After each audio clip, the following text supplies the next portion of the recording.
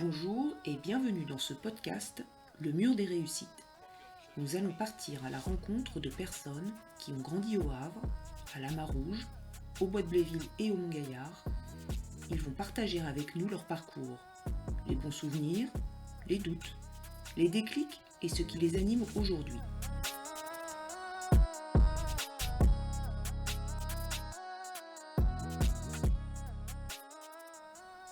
Eh bien, je m'appelle Betty, j'ai 36 ans.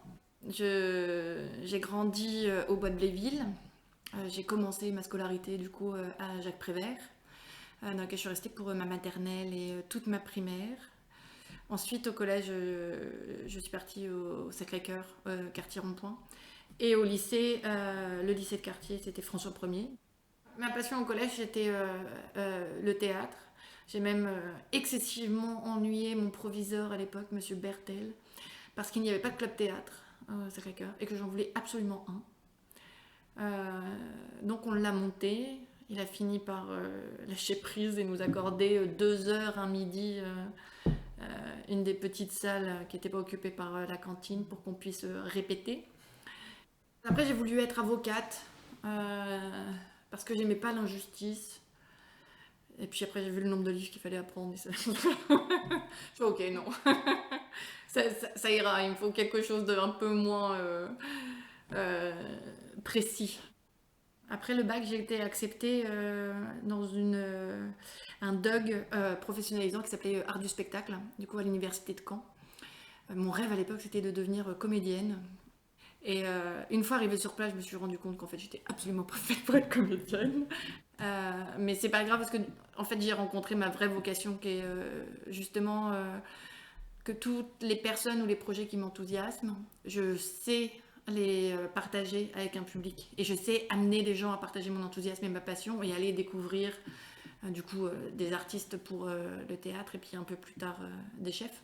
Ça ne m'a pas dérangé de me rendre compte que mon destin n'allait pas être celui d'une comédienne. Il n'y a eu aucune colère ni aigreur parce que je pars du principe que si ce n'est pas ce qui était fait pour moi, c'est qu'il y avait autre chose à rencontrer. Et qu'à 19 ans, il y a encore une longue route devant soi. Et comme de toute façon, je me projetais jamais. Je me suis toujours vue voilà, comme travaillant, ça c'est sûr. J'avais un peu, ce qui ne va pas du tout avec le métier de comédienne d'ailleurs, c'est un peu étrange. Mais dans ma tête, voilà, l'idée d'une working girl depuis toute petite. Ouais. Très étrangement. Alors que ma mère a eu la gentillesse d'arrêter de travailler pour nous élever. Donc j'ai vraiment été élevée avec le confort et le soin d'une maman à la maison qui nous cuisine tout, qui vient nous chercher. Enfin, j'ai jamais été à la cantine, j'ai jamais été à la garderie. Hein, Donc je suis partie à Rouen en licence conception et mise en œuvre de projets culturels, un nom un peu barbare. Il y avait une partie de stage et j'ai très vite compris que si je souhaitais travailler dans la culture, il allait falloir que je me crée un réseau que je n'avais pas du tout au début. Et après 1 an, je suis revenue à Caen pour faire mon master.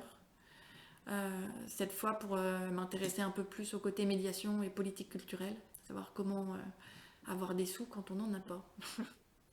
Quand on me posait la question de qu'est-ce que je veux faire, c'est quelque chose pour moi qui... Je n'arrivais jamais à me projeter un grand nombre d'années en avant, et toujours pas d'ailleurs. Et du coup, je savais que petit à petit, j'avançais vers des disciplines qui m'intéressaient, plus que vers un métier, parce que je n'avais pas vraiment d'idée de ce que je voulais faire. Et plus j'avançais, plus je savais que... créer du lien pour un public vers un domaine auquel il pense ne pas avoir accès était quelque chose qui me faisait vraiment vibrer. Et je marchais vraiment à ça. Et la culture, ça l'était. Parce que petite, voilà, je venais d'un milieu où on ne pensait pas spécifiquement avoir notre place dans un opéra, avoir notre place dans un théâtre, aller dans un cinéma indépendant ou au studio au Havre. C'est toujours quelque chose que j'ai jamais compris. Pourquoi Dès toute petite. Dès toute petite. Je comprenais pas pourquoi tout le monde ne pouvait pas être intéressée. L'idée, c'est qu'on m'a toujours poussée à être curieuse. On m'a toujours présenté des choses, que ce soit à l'école, au centre de loisirs avec les activités qu'on avait le samedi et le dimanche. On a eu des cours de théâtre, on a eu des cours de danse. Et j'étais une enfant très curieuse. Et après, c'était toujours un univers que autour de moi, les gens ne connaissaient pas spécifiquement ou auquel on n'allait pas de manière personnelle. J'ai 2 frères, un grand frère, Jérémy, qui a 39 ans, et un petit frère, Nicolas, qui a 33 ans maintenant. Petit frère. Du coup, oui, on était tous les 5. On avait une petite maison dans le coin qu'on appelait la Hétraie, juste derrière, juste dans la rue de Jacques Prévert. Et c'était voilà, un univers super heureux. Mon enfance était vraiment très heureuse. On s'est tous un peu dispersés, alors que ma mère nous avait fait signer un papier après le bac comme qu'on n'aura pas le droit de s'éloigner de plus de 90 km. Voilà, mais j'ai toujours dit à ma mère, et mes frères me disaient la même chose, que le fait qu'on se sente capable de s'éloigner pour poursuivre nos quêtes, qu'elles soient professionnelles ou personnelles, et c'est qu'a priori elle nous a donné assez de force pour le faire. Qu'est-ce que vous avez comme souvenir du bois de Bléville? Parce que finalement vous y avez passé, même si vous avez été au collège, ouais. Vous y avez passé toute votre vie d'enfant. 18 ans. J'ai vécu du coup exactement de mes 2 ans à mes 18 ans. Je crois qu'on est arrivé à 2 ans. Ma vie là-bas, je me souviens vraiment que de beaucoup de joie. On était tous ensemble à l'école, on se voyait tous, on venait tous passer les après-midi ensemble. Je me souviens d'une longue série d'anniversaires. J'ai jamais eu l'impression d'avoir un poids ou quelque chose en moins, ou d'avoir quelque chose de plus difficile parce que je vivais dans ce quartier-là. Mais je crois de manière très sincère, je me suis jamais posé la question en fait de qu'est-ce que j'aurais eu si j'avais été ailleurs, parce que j'étais très bien ici. Ouais. C'était la différence est un peu plus vue à partir du collège ou du lycée, quand il a fallu quand mes camarades d'école ne venaient pas de mon quartier et qu'il fallait venir travailler chez moi. Ouais. Ça, c'était... je pense que c'est le premier moment où je me suis rendu compte du regard que les gens pouvaient poser sur certains quartiers. Non, j'ai toujours vécu les choses... J'étais beaucoup plus triste pour les personnes qui voyaient ça comme un problème ou comme quelque chose en me disant qu'il faut avoir un monde bien petit pour se dire que qui l'on est peut dépendre de l'endroit dans lequel on vit. Après, quand on est adolescent, on n'est jamais content quand... sa copine nous dit que ses parents veulent pas qu'elle prenne le bus jusqu'à là où on habite. Ça fait jamais plaisir, quoi. Ça, c'est sûr et certain. Mais ça ne m'a jamais dérangée. J'en ai jamais eu honte ou autre. J'ai toujours été très fière d'où je venais. On a tellement de bons souvenirs ou de belles expériences. Je me souviens, à Jacques Prévert, on avait les Jeux Olympiques chaque année, et il y a cette année où Vicage Dorasso était un peu la star du foot de l'époque, et c'est lui qui venait nous remettre les médailles, parce que sa maman était la dame de cantine de Jacques Prévert, pour la partie gossip pas vrai. Mais voilà, c'est pareil, les spectacles qu'on montait, les cours de danse, le karaté, tous, on était suivis, encadrés, heureux et valorisés. Je pense principalement que j'aimais le fait de participer à la vie de mon quartier, qu'on n'aurait jamais eu les moyens de nous envoyer en centre-ville dans un club, à mon avis, privé et payant. Et c'était mon univers, en fait. On pouvait y aller facilement, on y allait à pied, ça ne demandait pas de déplacement. On connaissait toutes les têtes qui venaient nous voir, et on y était bien. Donc j'ai jamais réfléchi à aller ailleurs. C'était au début finalement. Finalement, je pense effectivement que mon amour de la scène a commencé par cela. C'est tous ces spectacles-là. Et voilà. Et voir la fierté de nos familles, nos amis qui nous regardent. Non, c'était vraiment quelque chose. J'étais vraiment tellement fière. Donc gymnastique rythmique, et puis quoi d'autre? Après, plus les arts martiaux et boxe. Et alors ça m'a suivi. Même quand au collège, je suis partie, je suis restée au karaté. Pourquoi? Parce que j'étais une enfant très angoissée et stressée, principalement par les examens et les notes. Une grande peur de l'échec. Donc il fallait pouvoir sortir un petit peu tout ça.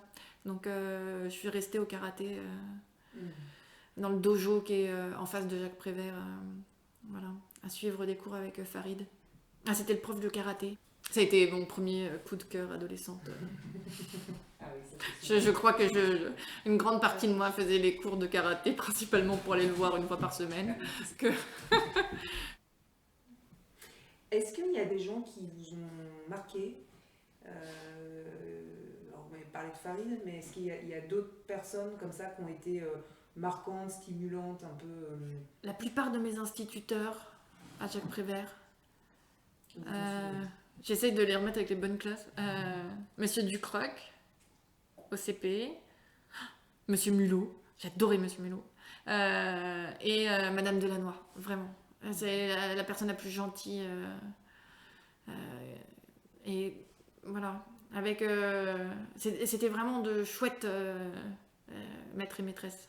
parce que C'était tout. J'ai appris dans la bonne humeur, de manière voilà, très ludique et joyeuse, et c'était un plaisir d'aller à l'école tous les jours. c'est pas mal. Ouais, c'est très honnêtement, je trouve. C'est de tout ce que je peux me souvenir de l'école, ça a toujours été voilà, une joie. La lecture, c'est l'apprentissage de la lecture, c'est ce qui a vraiment changé. Et je sais du coup que j'ai beaucoup appris comment j'avais appris à lire, parce que j'ai absolument voulu apprendre à mon petit frère, ce qui fait qu'il a lu super tôt, parce que je voulais être sa maîtresse et je voulais que lui aussi puisse le plus vite possible apprendre à lire. Le monde entier que ça offre, c'est il y a zéro frontière et zéro barrière une fois qu'on sait lire. Pas les mathématiques. J'ai très vite compris que tout ce qui était scientifique n'était pas pour moi. Je n'ai pas du tout un esprit logique cartésien. Le fait de ne pas avoir fait d'études scientifiques, c'est pas un regret, c'est pas. Enfin, c'est même pas une question ou comment. Non, alors c'est pareil au lycée où j'étais. En plus, François Ier, la seule filière qui comptait, c'était la filière scientifique. Bon, si tu faisais économique et social, tu pouvais t'en sortir un peu, mais alors littéraire. Donc, moi, c'était ma filière à tout prix, quoi. C'est pareil, je trouve ça tellement dommage pour la personne qui pense que parce que tu fais littéraire, tu vaux moins qu'un enfant qui fait scientifique. Voilà. Donc non, je crois que j'aimais bien cocher les cases. Tout ce qui a priori nous donne des points en moins. Ouais. Fille du Bois de Bléville qui fera littéraire. Est-ce que si, jusqu'à vos 18 ans à peu près, s'il y avait des choses à faire autrement, ou il y a des choses que vous feriez autrement, ou non? Jusqu'à mes 18 ans, j'essaierai juste d'être un peu moins stressée sur les diplômes. Ouais. De me dire que j'ai travaillé bien toute l'année, que j'ai pas besoin de monter à un tel niveau d'angoisse. Parce que le brevet et le bac, ça a été compliqué. Oui. Ouais. Qu'est-ce qui était un moteur pour continuer malgré l'angoisse? Mon moteur, ça va rentrer un peu plus dans l'histoire familiale de mes parents, mais mes parents ont tous les deux une histoire un peu compliquée. Ma mère vient de la DAS et ce genre de choses. Et il y a toujours eu cette supposition que ça allait être plus difficile pour des enfants venant de ce tissu-ci de réussir. Et depuis que je suis toute petite, j'ai jamais accepté qu'on puisse mettre cela sur mes parents. Et du coup, j'ai jamais accepté que je puisse échouer quelque part. Parce que j'avais besoin de prouver au reste du monde à quel point mes parents étaient merveilleux. Mes parents se sont tellement battus pour que mes frères et moi on puisse faire absolument tout ce qu'on souhaite dans nos études. Et c'est compliqué. Enfin, mon père était cheminot, ma mère une femme de ménage au foyer. Et puis après, on a la chance que j'ai été boursière et que du coup, ça a permis de payer ma petite chambre étudiante sur le campus, parce que sinon, ça aurait été un peu compliqué. Donc, vous avez un master. C'est quoi la spécialité du master Art de la scène, mention politique culturelle. Doug, art du spectacle. Licence conception et mise en œuvre de projets culturels, où là j'ai commencé vraiment à me spécialiser sur médiation et communication. Et du coup, master politique pour maîtriser tout ce qui était subvention et financement d'État. Pour pouvoir mettre en place des projets culturels en allant chercher des sous ailleurs. Alors, projet culturel, c'est quoi par exemple Tout au départ, j'ai commencé avec mes stages plutôt dans le cinéma. C'était mettre en place avec le festival et l'association du Grain des Moudres des activités autour du scénario, de la réalisation, la découverte de l'art cinématographique. Et après, après j'ai rejoint le Théâtre des Bains-Douches. Donc là, c'était plus sur justement aller chercher des nouveaux publics et des financements pour mettre en place de nouvelles activités et partager le théâtre contemporain avec le plus de personnes possible. Pendant mon master à Caen, tous mes stages, je les passais au Havre parce que mes bourses, je ne les ai que pendant le temps scolaire. Donc, par exemple, pendant les mois d'été, je ne pouvais pas rester à Caen. En plus du stage, je travaillais pendant mes vacances pour justement pouvoir avoir un petit peu de sous dans le reste de la vie de tous les jours. Donc il fallait maîtriser les deux. Et donc tous mes emplois étaient au Havre.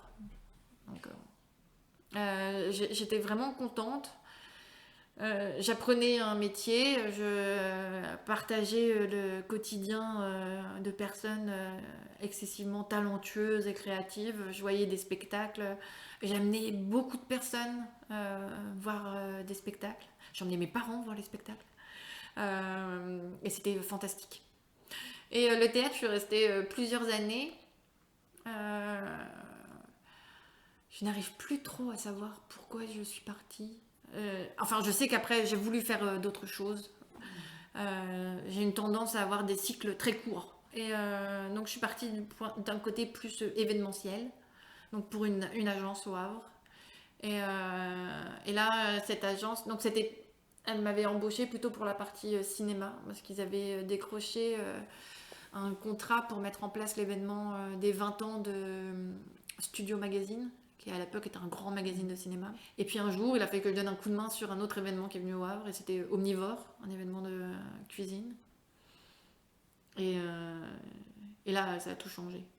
À la base, Omnivore était vraiment un média radio et papier autour de ce qu'on appelait la jeune cuisine. Donc c'était vraiment la cuisine créative, donc bien loin des standards toc française ou autres. Et puis c'était une scène culinaire internationale, avec des mouvements qui sortaient de partout, la cuisine moléculaire, tout cela. Et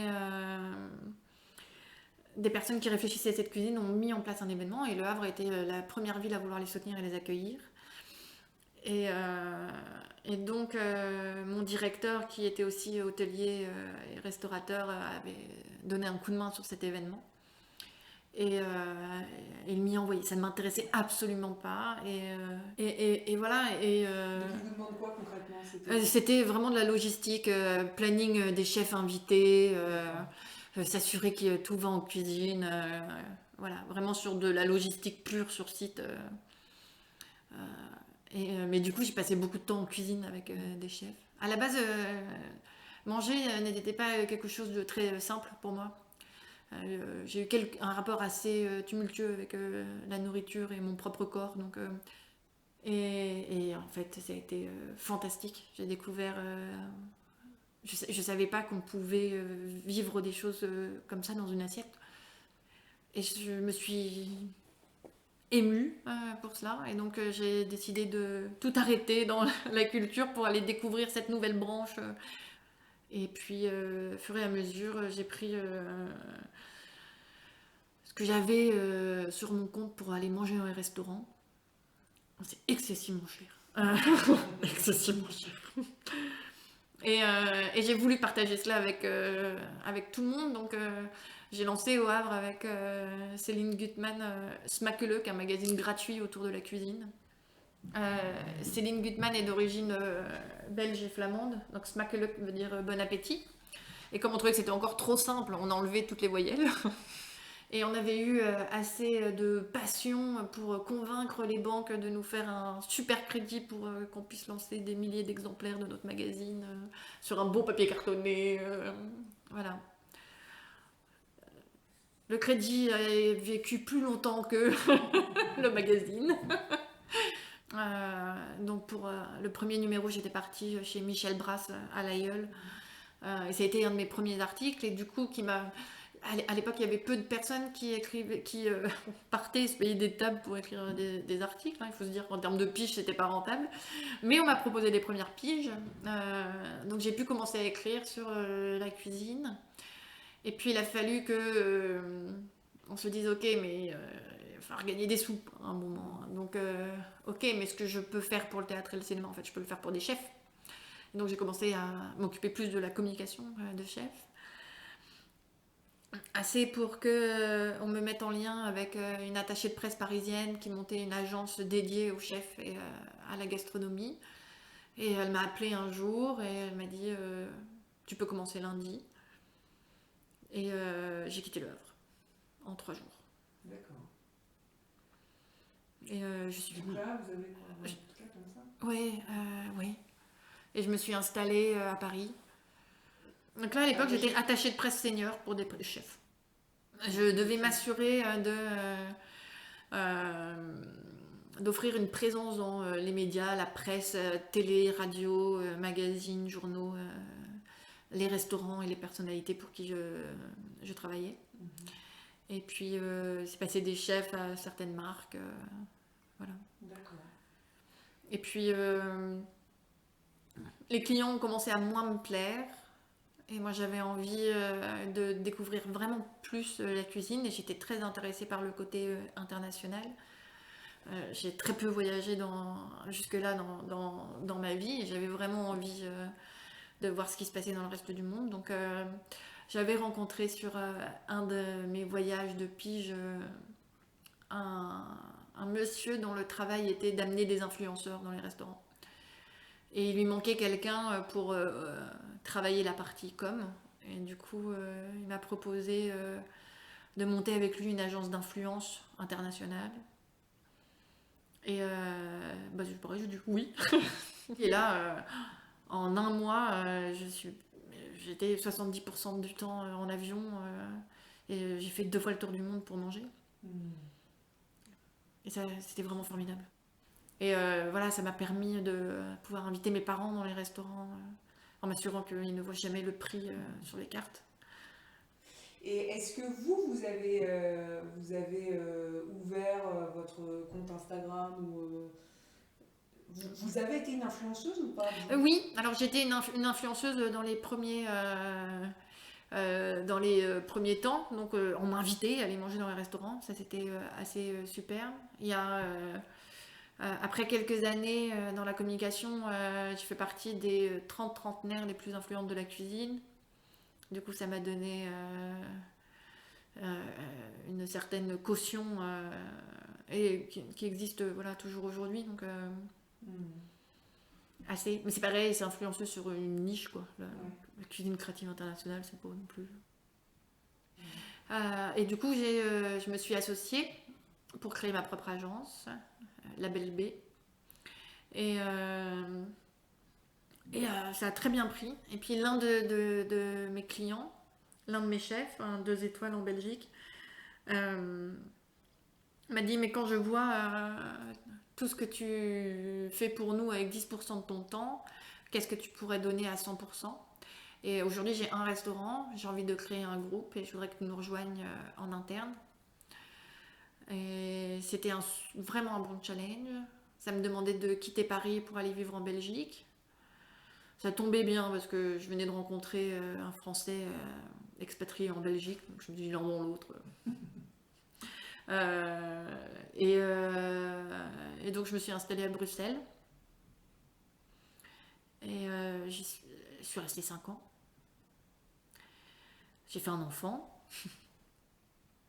À Bruxelles, il n'y avait rien. Et, euh, et qu'en fait, je voulais que mon fils il ait la même enfance que moi. Avec une vie de quartier, avec une vie de famille et, et tout cela. Et du coup, j'ai eu envie de revenir, de réfléchir à qu'est-ce que j'aurais à offrir au Havre pour que je puisse revenir. Parce que je ne vais pas juste revenir comme ça. Et du coup, on a dessiné le projet et on est revenu vivre ici. Et c'est la meilleure décision que j'ai jamais prise de ma vie. Alors que quand je suis partie, j'avoue avoir dit que jamais je reviendrais. Et voilà, et j'ai l'impression qu'ici, une des raisons pour lesquelles je suis partie, qui était que je trouvais pas ma réponse culinaire, je peux venir la créer pour que ceux qui y songent aujourd'hui et qui ne la trouvent pas ici, ne soient... enfin, je souhaite à tout le monde qui a besoin de partir. C'est important de partir. Mais voilà, qu'il y ait quand même une réponse ici. J'ai dessiné l'idée d'une maison de cuisine dans laquelle on pourrait passer la porte pour avoir une réponse à toute question qu'on se pose.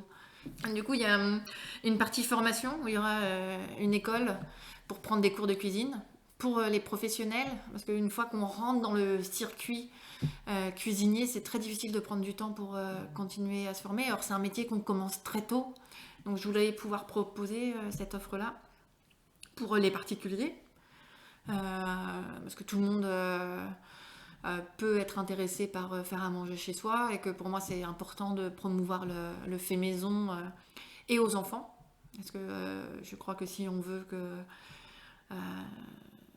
le monde vive mieux, il faut compter sur eux. Donc on a mis ça en place avec l'idée d'un magasin, parce que apprendre c'est bien, mais après il faut avoir quelques ustensiles ou autres. Donc on voulait tout dans le même lieu, avec un espace en plus librairie spécialisée, parce que si on a les outils et une technique, il faut qu'on puisse s'inspirer pour la faire vivre tous les jours. Et ça, les livres, voilà. Ça n'existe pas encore. Donc moi, l'idée que le premier prototype soit au Havre, je trouvais ça vraiment, vraiment, vraiment formidable. Et c'est dans un lieu physique qu'on a trouvé le lieu. Donc c'est 1400 mètres carrés en centre-ville, du coup. Avec un étage cuisine, un étage magasin des arts de la table et un étage librairie. C'est quoi votre métier aujourd'hui ? Aujourd'hui, je suis... C'est une très bonne question. Qu'est-ce que je fais de ma vie ? Je mange et je partage. Mon métier, je promeus la cuisine créative et durable. Soit en communiquant sur des initiatives, des projets ou des chefs qui partagent une cuisine verte et créative, soit en créant des moments de formation, de rencontres, ou en créant des objets. Vous avez créé une société ? Oui, What the Fork. Oui, je me suis dit que je voulais un nom. Je résume What the Fork en le laboratoire impertinent et joyeux de la cuisine créative et durable. D'accord. Voilà. En gros, on s'amuse, on mange, on boit, on crée et on le partage. Et c'est tellement heureux de bien manger. Et ça peut être tellement ludique, accessible et pas du tout culpabilisant, alors que souvent quand on parle du bien manger, on a l'impression qu'il faut être une sorte de saint. C'est pas le cas, il n'y a pas besoin, et ça reste gourmand, et on milite pour ça. D'accord. Ouverture prévue quand ? Ouverture prévue, on espère, fin 2021.